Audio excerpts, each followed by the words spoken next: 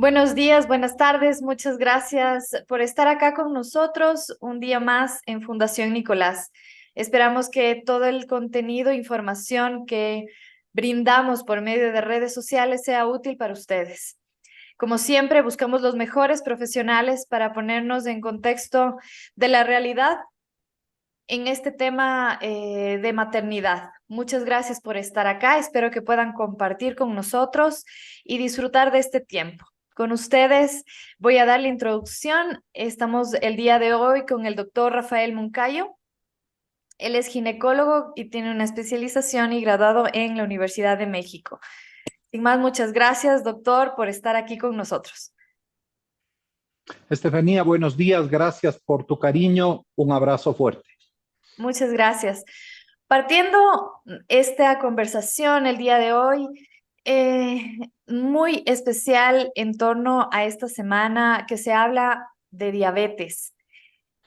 Qué importante es poder cuidar de la insulina, de la glucosa, ¿no es cierto?, en nuestro cuerpo y el tema de la nutrición y alimentación que debemos tener cada madre que está en periodo de gestación o en periodo de lactancia. Hablando de este tema, si quisiera compartir, Doc, con usted, partiendo el tema de la glucosa. ¿Cómo podemos, qué es la glucosa? ¿Cómo contribuye eso al cuerpo en una madre gestante? Partamos de eso, yo creo. Gracias, Estefanía. La diabetes es en principio un trastorno en la utilización de la glucosa por parte del cuerpo. La glucosa es uno de los sustratos energéticos que tenemos, es el de más fácil utilización, es el más energético, es el más potente, lo cual no quiere decir que las grasas puedan ser convertidas también en energía y las proteínas de la misma manera. Entonces, la glucosa es aquella sustancia que llega en forma de alimento y que entra a nuestro cuerpo en forma de glucosa. Tenemos un órgano que queda en la parte media del abdomen tórax, entre el abdomen y el tórax, alrededor de la primera porción del intestino, que se llama el páncreas. El páncreas es una glándula que tiene funciones digestivas y que tiene funciones endocrinas. Es aquí donde se produce la insulina. Eso quiere decir que cuando tenemos la posibilidad de producir suficientes y adecuadas cantidades de insulina frente a una ingesta y a una entrada de glucosa o de carbohidrato al cuerpo, nuestro cuerpo tiene equilibrio. Cuando el páncreas resulta ineficiente, cuando produce poco o no produce nada de insulina, entonces caemos en la glucosa, en la diabetes, perdón. Hay que comprender que una madre gestante, una señora embarazada, está demandando mucho a su cuerpo en distintas esferas. Entre ellas es el páncreas. Entonces, la obesidad, la falta de ejercicio, los alimentos inadecuados son factores de riesgo para que una madre que le somete al cuerpo a un estrés adicional, a un peso adicional, como es el embarazo, caiga en una insuficiencia pancreática, es decir, que el páncreas deja de utilizar o deja de producir la insulina necesaria para tomar la glucosa de la sangre y meterle a las células, que en realidad esa es la función de la insulina. La insulina sirve para meter a las células y que las células puedan utilizar la glucosa como su fuente de energía. Cuando hay poca insulina o cuando no hay insulina, se elevan los niveles de glucosa en sangre y caemos en la diabetes. La diabetes gestacional, dime, perdón. Sí, quería hacerle justamente esa pregunta, la diabetes gestacional. ¿Cómo podemos detectar si una madre está con diabetes gestacional? A ver, primero es fundamental pensar que puede haber una enfermedad. Eso se llama la sospecha, los factores de riesgo. Entonces, si pensamos que el sobrepeso, la obesidad, la falta de actividad física, diabetes previa, es decir, un embarazo previo con diabetes, lo cual nos hace pensar que ya tuvimos un páncreas ineficiente, Condiciones metabólicas diversas, como por ejemplo los ovarios poliquísticos, que hacen que las células utilicen de forma distinta la insulina. Antecedentes familiares. La presencia de familia con diabetes hace más frecuente que una paciente tenga una diabetes y tenga una diabetes gestacional. Como la diabetes significa una elevación de la glucosa en sangre, cuando una mujer está embarazada, el niño que está gestando tiene más disponibilidad de glucosa, más disponibilidad de energía, lo cual hace que sean bebés más grandes.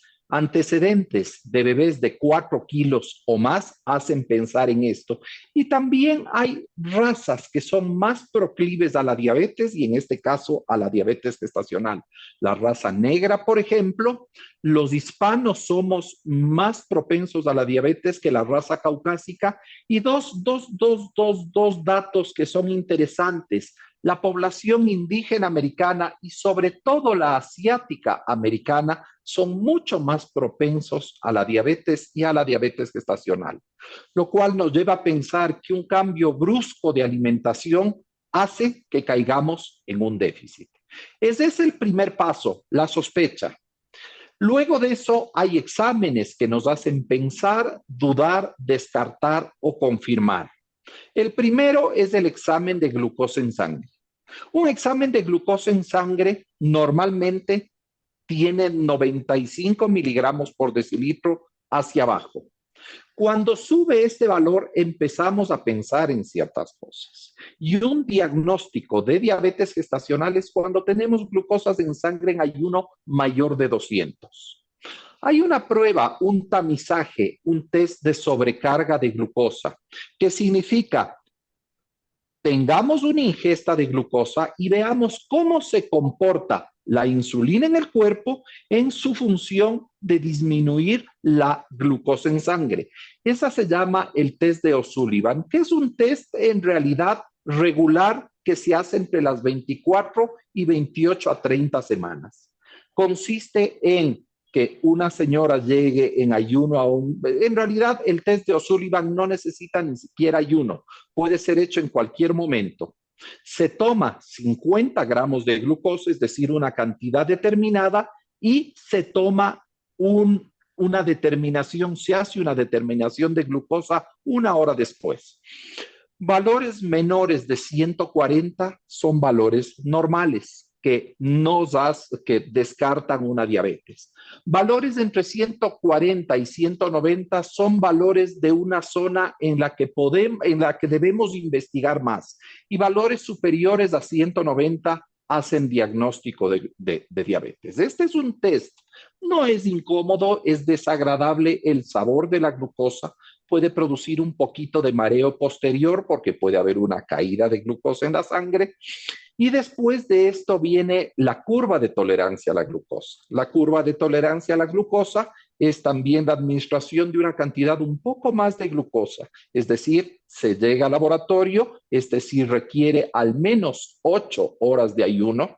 Se recomienda unos 2 días previos de una dieta rica en hidrocarbonos y después de esas 8 horas llegamos al laboratorio. El laboratorio toma una muestra basal, una muestra sin haber dado de tomar glucosa y después toma glucosas a la hora, a las 2 horas y a las 3 horas. Un valor basal, un valor inicial de glucosa de 95 o menos, como habíamos hablado, es normal. Un valor a la primera hora menor de 180 es normal. Un valor a la segunda hora menor de 155 es normal y un valor a la tercera hora menor de 140 es normal. Cuando hay un valor de estos 4 que hemos explicado anormal, es una buena idea dejar que pasen 15 a 30 días y repetir el examen. Y cuando son 2 valores positivos, 2 valores elevados, ya tenemos un diagnóstico de diabetes gestacional. Doc, una consulta. Cuando antes de que se haga este examen de Sullivan, ¿la madre puede tener algún síntoma que pueda adelantar en las semanas de gestación ese examen?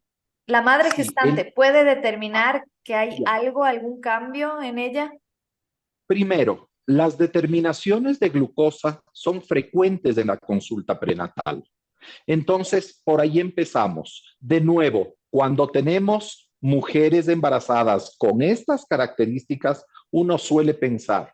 Y las características clásicas de una diabetes es una persona, y hablo de persona porque no solamente las mujeres y no solamente las mujeres embarazadas tienen diabetes, una persona que tiene mucha sed, que orina mucho y que tiene mucha hambre, es una persona, eso se llama poliuria, polidipsia y polifagia. Es una persona en la que deberíamos pensar en la posibilidad de una diabetes. Pero como te digo, las confirmaciones siempre son de laboratorio. Perfecto. Doc, en este tema que estamos hablando de diabetes, ¿qué tan riesgosa es la diabetes en cuanto a poner en peligro la salud de la madre como la del bebé? A ver, las complicaciones asociadas a la diabetes existen y en la madre una diabética gestacional tiene con mayor posibilidad presión alta y preeclampsia. Como tenemos mucha más cantidad de energía disponible, tenemos bebés que crecen mucho más de lo adecuado, con las consecuentes complicaciones posteriores que tienen que ver con el parto y con el nacimiento. Es decir, las cesáreas por tamaño de bebé son más frecuentes, las complicaciones de partos detenidos por tamaño de bebé son más frecuentes. Y también otra complicación materna es que como hablamos de un páncreas que fue sometido a un mayor trabajo y demostró no ser eficaz, en el futuro o con un mal control de peso, será más frecuente la diabetes en la madre cuando pasen los años. Desde el punto de vista fetal, básicamente las complicaciones tienen que ver con el peso elevado. Eso se llama macrosomía. Hay que pensar que es un niño que viene con un ambiente rico en glucosa, que súbitamente se queda sin ese aporte gratis de glucosa. Las primeras horas son muy importantes porque ya es cuando el bebé tiene que manejar su nivel de glucosa. Entonces, como ya no tiene la ayuda de la madre para controlar, tiene caídas muy importantes. Eso se llama hipoglicemia, que pueden producir problemas. Los niños de madres diabéticas y los niños de pesos altos tienen que ser controlados por el pediatra, por el neonatólogo, los niveles de glucosa posteriores. Las diabetes producen también un incremento del volumen de líquido amniótico. Por lo tanto, las amenazas de parto pretérmino y la prematurez son más frecuentes vinculadas a la diabetes gestacional. En los niños hijos de madres diabéticas descontroladas son con mayor frecuencia obesos en el futuro. Y también la muerte intrauterina es más frecuente en los niños hijos de madres diabéticas. ¿Existe una relación entonces en la diabetes y problemas después del parto o sí, problemas en el bebé para que pueda permanecer vivo, ¿no? Sí, señor. Y en realidad existe una relación entre el descontrol de la diabetes durante el embarazo y las complicaciones. Es decir, la diabetes gestacional tratada logra tener valores de glucosa normales en sangre, en cuyo caso es una enfermedad que está siendo controlada y que no trae complicaciones si es bien manejada. Doc, en cuanto al ejercicio, ¿qué ejercicios pueden hacer las madres gestantes que tienen diabetes? En general, el ejercicio que debe hacer una embarazada es siempre el mismo. Son ejercicios aeróbicos, son ejercicios de cierta duración, no al punto del agotamiento, pero sobre todo no vibratorios, no golpes, no saltos, no posibilidad de caídas. Eso quiere decir que la caminata, la natación, el orbitrek, la elíptica son buenos ejercicios. Podemos hablar de la bicicleta. Sí, la bicicleta y la bicicleta estática tienen la misma dinámica. El problema con la bicicleta es que el cambio de la forma del cuerpo de una mujer a medida que avanza el embarazo hace más frecuentes las caídas. Entonces es preferible que no sea la bicicleta el ejercicio de una embarazada y menos en una ciudad como la nuestra, sin condiciones, sin protección y sobre todo con irregularidades en la carretera. Perfecto. Muchísimas gracias, Doc, por aclararnos el tema, por poder también tener opciones de ejercicio, saber que es muy importante hacernos los chequeos oportunos con el ginecólogo, saber que hay un test. Si tenemos dudas, poder acudir al ginecólogo y al profesional de salud más cercano que tengas para poder descartar diabetes gestacional y futuros problemas con tu salud y con el bebé. Nuevamente, Estefanía, un par de comentarios. Hay que siempre dejar sobre la mesa la idea de que la prevención es preferible. El peso adecuado es muy importante al inicio del embarazo. Las bajadas de peso en el embarazo no son buenas, pero las elevaciones controladas cuando ha habido sobrepeso previo al inicio del embarazo son importantes. El ejercicio físico, unos 30 minutos de actividad aeróbica moderada son importantes. La dieta es fundamental, una dieta que contenga fibra, que tenga bajas proporciones de grasa y calorías en general. El consumo de frutas, de verduras, de granos es importante. El inicio del embarazo con un peso adecuado y el incremento adecuado de peso durante el embarazo es importante. A mis pacientes les digo que la subida de peso entre 500 y 1000 gramos por mes durante las primeras 20 semanas y de 1000 a 1500 gramos por mes durante las siguientes 20 semanas, la siguiente mitad del embarazo, son normales. Eso más o menos significa que el aporte de calorías el primer trimestre ronda los 1800 calorías diarias. Al segundo trimestre más o menos las 2200 y el tercer trimestre entre 2400 a 2600. Eso nos daría un incremento de peso normal en una mujer de peso adecuado antes del inicio del embarazo de unos 9 a 12 kilos.